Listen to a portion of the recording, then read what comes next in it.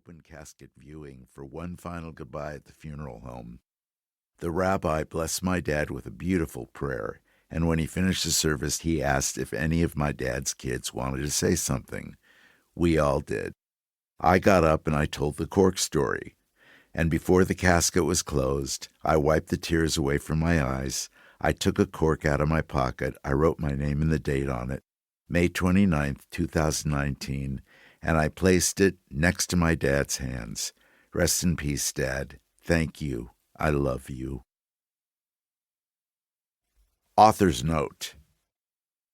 Other than what can be fact-checked or what is excerpted from newspapers or radio transcripts, everything in this memoir reflects my memory of the events that I'm sharing with you. It's sometimes difficult to mine the motherlode of memories, and how I remember may change over time. Had I written this book 10 years ago or 10 years from now, the retelling might have been slightly or dramatically different.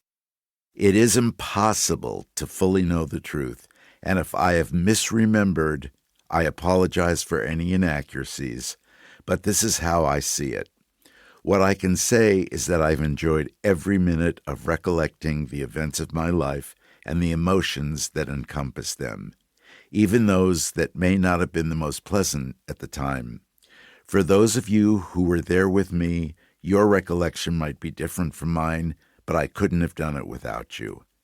To be sure, I can lay claim to a jam-packed life, and I wish the same for you. There's never enough time, but here we go in 5, 4, 3, 2, 1. Forward, written by Billy Crystal. Throughout my career, I've worked with incredibly talented people, and some came at important moments in my life. In 1990, legendary Oscar producer Gil Cates asked me to host the Academy Awards. The first time for both of us. Jeff Margolis was the director, and basically, after the disastrous 1989 telecast, we were all teamed up to help save the Oscars. Simply put, we did a very strong and well-received show, and there seemed to be an audible exhale throughout the industry. Jeff and I ended up working together on 4 of my 9 hosting appearances. An event as huge as the Oscars is loaded with tension and anxiety. How to make it different and exciting was always my task. For anyone in that job, you need a talented, creative, and instinctual director. A good sense of humor also helps. So when 1 billion people are watching and you hear the countdown to walk out there, 5, 4, 3, 2, 1, you know that you were in safe hands.